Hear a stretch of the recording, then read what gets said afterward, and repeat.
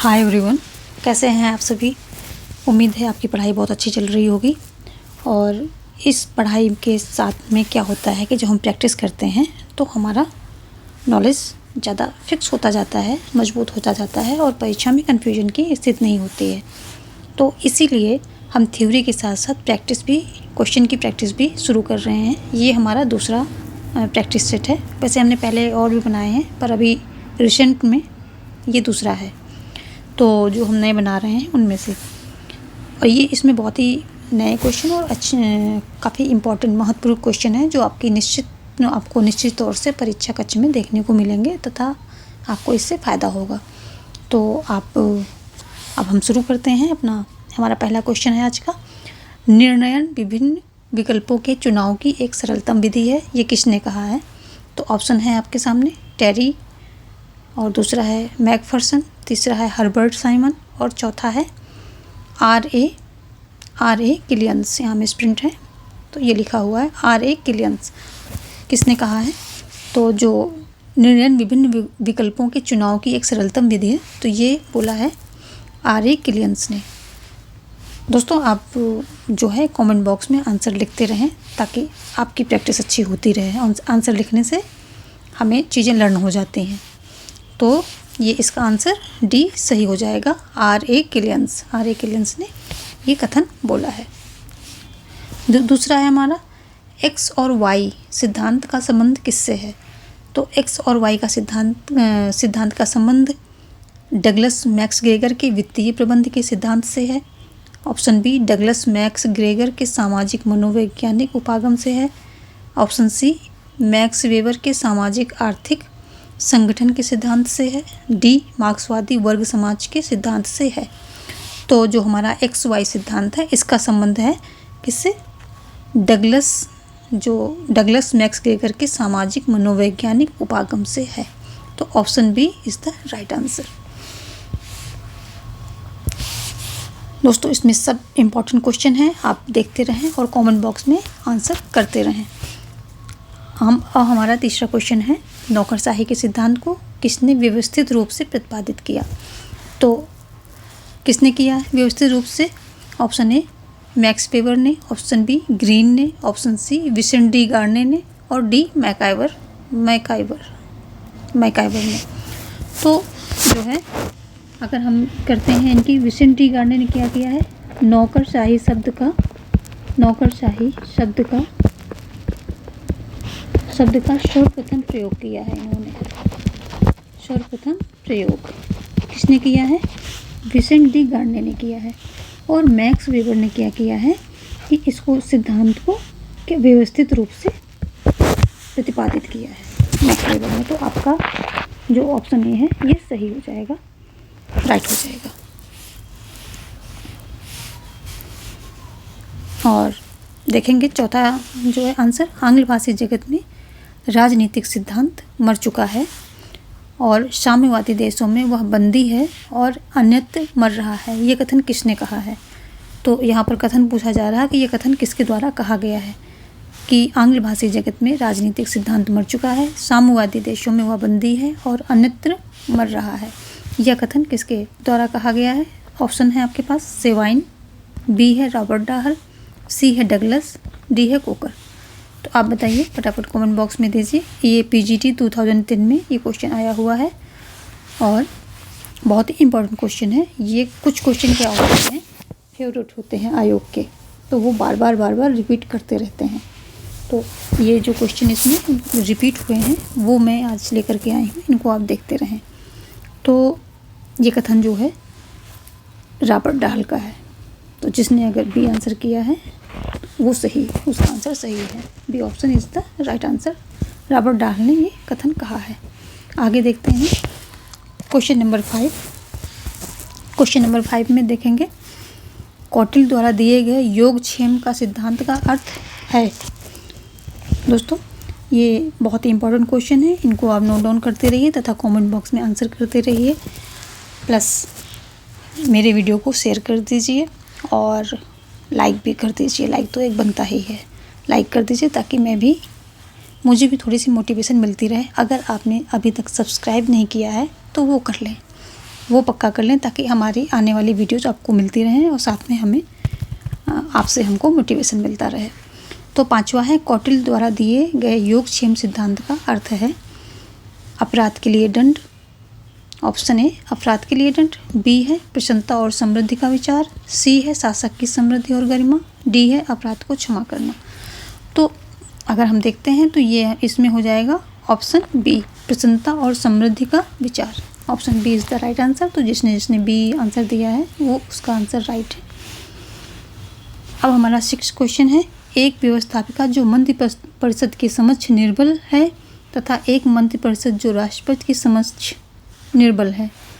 समझ यहाँ मिसप्रिंट है।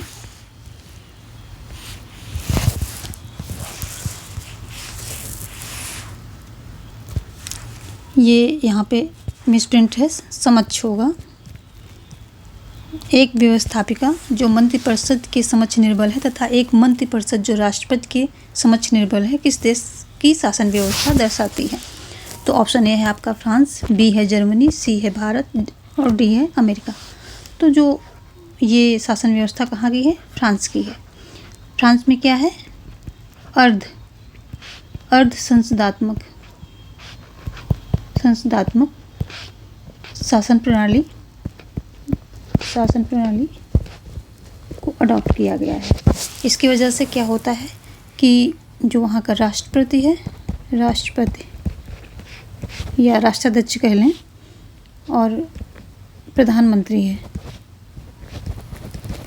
इनके संबंध अच्छे नहीं होते हैं, काफ़ी खींचातानी मची होती है और जो वहाँ का प्रधानमंत्री है राष्ट्रपति के जो है समक्ष निर्बल दिखता है। जबकि भारत में पीएम क्या होता है, भारत का पीएम निर्बल नहीं है, स्ट्रॉन्ग है। ये इसके पास क्या है, ये स्ट्रॉन्ग है। दूसरा इसके पास क्या है, पावर है। जो रियल पावर है इसी के पास है, रियल पावर। और जो राष्ट्रपति है वो तो नाम मात्र का है, उसके पास रियल पावर नहीं होती है। अब हम 7वां क्वेश्चन हमारा है, भारतीय संघवाद तथा अमेरिकी संघवाद में एक महत्वपूर्ण अंतर है। क्या है वो अंतर, देखते हैं। ऑप्शन ए राज्यों तथा केंद्र में शक्ति का विभाजन, ऑप्शन बी स्वतंत्र नगरपालिका, ऑप्शन सी दोहरी नागरिकता, ऑप्शन डी संविधान की सर्वोच्चता। तो जो है भारतीय संघवाद तथा अमेरिकी संघवाद में जो एक महत्वपूर्ण अंतर है, ये तो वहाँ भी है, अमेरिका में भी है। राज्य तथा केंद्र शक्ति में विभाजन भी है। स्वतंत्र न्यायपालिका भारत में भी है और अमेरिका में भी है। स्वतंत्र न्यायपालिका का स्थापित किया गया है और संविधान की सर्वोच्चता दोनों जगह है। लेकिन जो ये दोहरी नागरिकता है, ये अंतर है। अमेरिका में क्या है, अमेरिका में दोहरी नागरिकता है, राज्यों की अलग होती है और जो है केंद्र की अलग होती है। लेकिन भारत में इकहरी नागरिकता है, भारत में इकहरी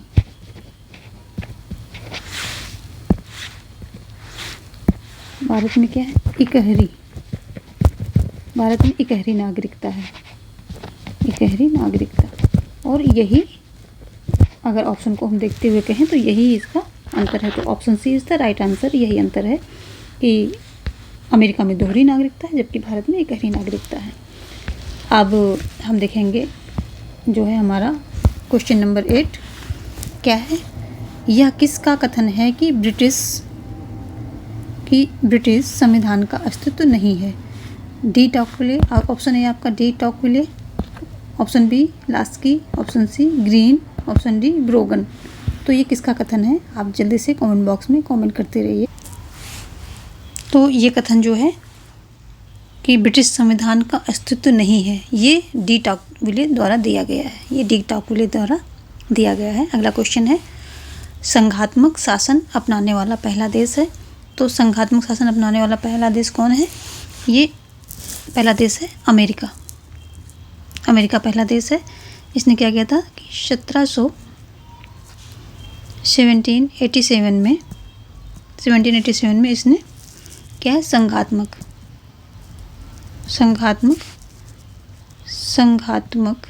शासन अपनाया।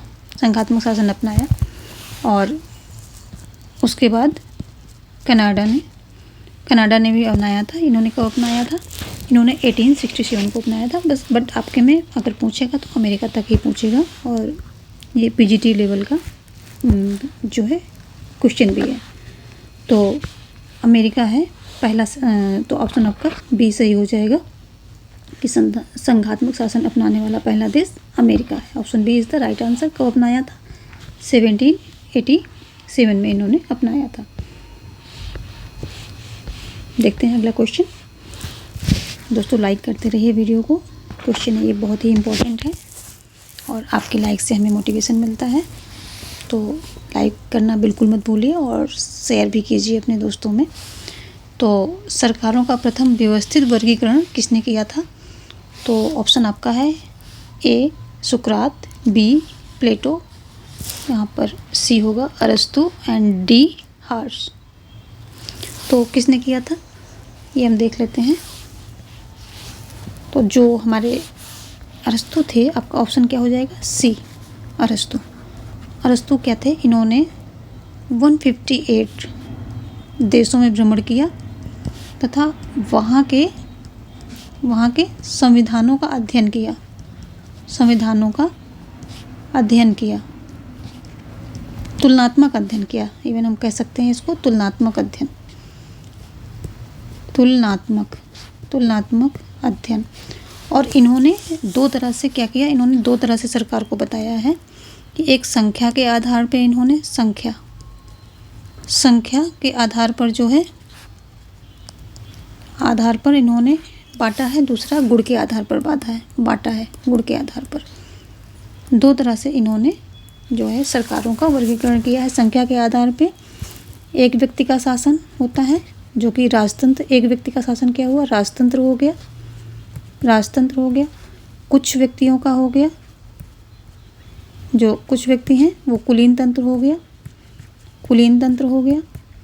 और बहुत व्यक्तियों का, जहाँ पर बहुत व्यक्ति शासन करते हैं, तो वो हो गया लोकतंत्र, जनतंत्र, जो भी कह लें एक ही है, लोकतंत्र हो गया। और गुण के आधार पे इन्होंने क्या किया कि जब ये व्यक्ति, जो एक व्यक्ति सबके हित में, समाज के हित में काम करता है तो राजतंत्र होता है, यानी कि ये उसका अच्छा गुण होता है। लेकिन अगर वो अपने हित के लिए काम करने लग जाता है तो क्या हो जाता है? वो आताताई तंत्र। गुण के आधार पे ये हो रहा है, गुण के आधार पे, तो आताताई तंत्र बन जाता है। ये इसका दुर्गुण है यहाँ। और ऐसे ही जब कुछ व्यक्तियों का होता कुलीन तंत्र होता है, लेकिन जब वो सिर्फ अपने लिए, अपने समूह के लिए काम करने लगता है और समाज की भलाई नहीं सोचता है, तो वो क्या बन जाता है? गुटतंत्र, क्योंकि वो सिर्फ एक गुटतंत्र के लिए ही काम कर रहा है। ऐसे लोकतंत्र में जब जो शासन करने वाले हैं समाज के लिए शासन करते हैं, समाज की भलाई के लिए काम करते हैं, तो लोकतंत्र होता है। अगर वो अपनी भलाई देखने लगते हैं तो भीड़तंत्र हो जाता है, भीड़तंत्र। तो ये गुणों के आधार पे है, गुणों के आधार पर वर्गीकरण की। अगर शासन अच्छे से चल रहा है तो राजतंत्र है अथवा आताताई तंत्र है। और इस संख्या के आधार पर वर्गीकरण ये वाला है कि एक व्यक्ति का शासन, कुछ व्यक्तियों का शासन, बहुत व्यक्तियों का शासन। तो इस तरह से सर्वप्रथम अरस्तु ने सरकारों का वर्गीकरण, सरकार या राज्य, उस समय इतना ज़्यादा राजनीति जो है आगे नहीं बढ़ी थी, तो सरकार और राज्य को उन्होंने एक ही माना, क्योंकि अरस्तु का कहना है कि सरकार ही होती है जो राज्य का एजेंट होती है, और वो आगे राज्य के सभी जो हैं पॉलिसीज़ हैं, नियम कानून, उनको आगे स्तर तक सरकार ही लेके जाती है, सरकार ही उसके एजेंट के रूप में काम करती है। तो सरकार या राज्य का वर्गीकरण सर्वप्रथम अरस्तु ने किया था। उम्मीद है आपको ये कॉन्सेप्ट समझ में आ गया होगा। अगला हम देखते हैं 11वां। दोस्तों लाइक करना बिल्कुल मत भूलना और प्लीज़ शेयर करते रहिए। तो ब्रिटिश का आदर्शवाद का दूसरा नाम क्या है? जो ब्रिटिश आदर्शवाद है, ये सबसे पहले देख लेते हैं। ब्रिटिश आदर्शवाद लाया कौन? तो ये किसके उसमें आया था? जर्मन आदर्शवाद की प्रतिक्रिया स्वरूप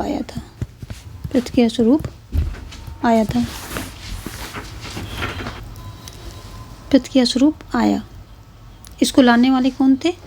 इसको लाने वाले टी.एच. ग्रीन थे। टी.एच. ग्रीन महोदय ने लाए। ये इनको क्या था, इंग्लैंड में जो है पूंजीवादी व्यवस्था के कारण मजदूरों की स्थिति जर्जर थी, और ग्रीन ने इंग्लैंड में मजदूरों की जर्जर स्थिति का कारण ज़मींदारी बताया। और टी.एच. ग्रीन को इस बात की चिंता सता रही थी कि कहीं जर्मन आदर्शवाद का प्रभाव इंग्लैंड पे न पड़े, इसलिए उन्होंने जर्मन आदर्शवाद से बचने के लिए क्या किया, ब्रिटिश आदर्शवाद की स्थापना की। और तो इसका दूसरा नाम क्या है, इसका दूसरा नाम है, ऑप्शन में आप है, ऑप्शन ए उपयोगितावाद का सिद्धांत, ऑप्शन बी ऑक्सफोर्ड का सिद्धांत, सी निर्णयन, डी खेल का सिद्धांत। तो जो ये ब्रिटिश आदर्शवाद है, इसका दूसरा नाम क्या है, ऑक्सफोर्ड दर्शन। इसको हम ऑक्सफोर्ड दर्शन के नाम से भी जानते हैं। तो ब्रिटिश आदर्शवाद का दूसरा नाम ऑक्सफोर्ड दर्शन है। Option B is the right answer. अब हमारा देखते हैं क्वेश्चन नंबर 12। प्रतिपुष्टि की प्रक्रिया निम्नलिखित में से किससे संबंध है? निर्णय निर्माण उपागम से,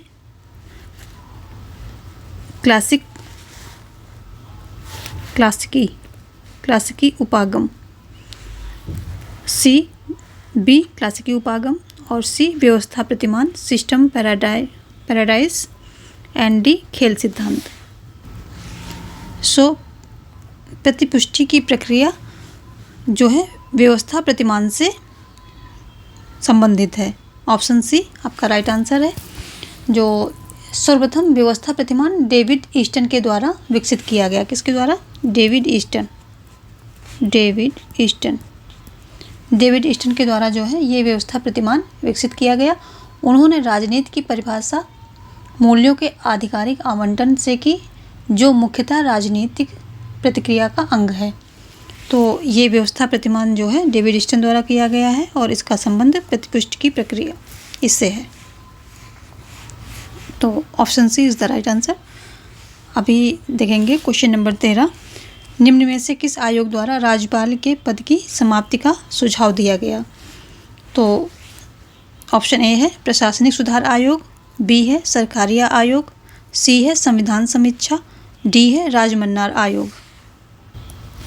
तो इसका राइट आंसर हो जाएगा ऑप्शन डी राजमन्नार आयोग। जो ये राजमन्नार आयोग है, ये तमिलनाडु सरकार ने केंद्र राज्य संबंधों के आधार पर इस आयोग का सन 1970 में स्थापित किया था। 1970 में जो है 1970 में इस क्या है जो आयोग है इसको स्थापित किया था। और इसका मुख्य उद्देश्य क्या था कि जो आधार था कि केंद्र राज्य संबंध के आधार पर इस आयोग का जो है स्थापित किया गया था। और किसके द्वारा किया गया था? ये तमिलनाडु सरकार द्वारा किया गया। तो ये 3 पॉइंट इसमें इम्पोर्टेंट है। तो इसका राइट आंसर ऑप्शन डी हो जाएगा। अब देखते हैं क्वेश्चन नंबर 14। न्यायमूर्ति मालिमत समिति द्वारा निम्नलिखित में से किन क्षेत्रों में सुधार की संस्तुति की गई?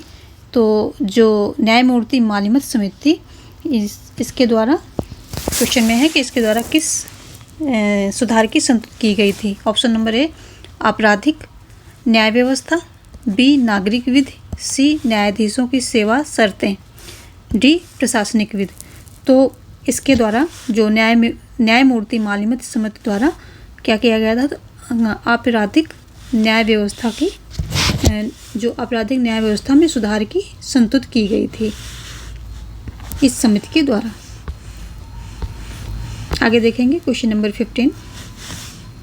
भारत के उच्चतम न्यायालय के न्यायाधीशों की संख्या में वृद्धि कैसे की जा सकती है? ऑप्शन है ए राष्ट्रपति अधिसूचना द्वारा, बी है संसदीय अधिनियम द्वारा, सी है भारत के संविधान में संशोधन द्वारा, डी है उच्चतम न्यायालय की ओर से अभ्यावेदन द्वारा।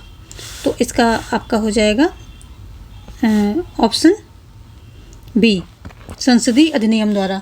ये सन 1986 में पारित संसद के अधिनियम द्वारा कितना, जो कि 1986 में पारित किया गया था। पारित अधिनियम द्वारा क्या किया गया था कि जो मुख्य न्यायाधीश थे और सर्वोच्च न्यायालय के जजों की संख्या 25 निर्धारित की गई थी, लेकिन इस प्रकार जो है न्यायाधीशों की संख्या में वृद्धि संसदीय अधिनियम द्वारा हो सकती है। तो 1986 में पारित अधिनियम द्वारा संसद जो है क्या कर सकती है, इनके संख्या में जो जज हैं, जजों की संख्या में बढ़ोतरी कर सकती है। तो ये अधिकार अगर हम शॉर्ट में देखें तो ये अधिकार क्या है, संसद के पास होता है। ये अधिकार संसद जो है इस चीज़ को कर सकती है कि जजों की संख्या में बढ़ोतरी कर सकती है, और ये कई बार की भी गई है, क्योंकि पहले तो जजों की संख्या बहुत कम थी, अभी अधिक कर दी गई है। तो आज के लिए बस इतना ही। नेक्स्ट वीडियो में हम और भी इम्पोर्टेंट क्वेश्चन लेके आएंगे, तो इस वीडियो को लाइक और शेयर करना बिल्कुल ना भूलें तथा सब्सक्राइब कर लें ताकि आगे की आने वाली वीडियोज़ हमारी आपको मिलती रहें। धन्यवाद।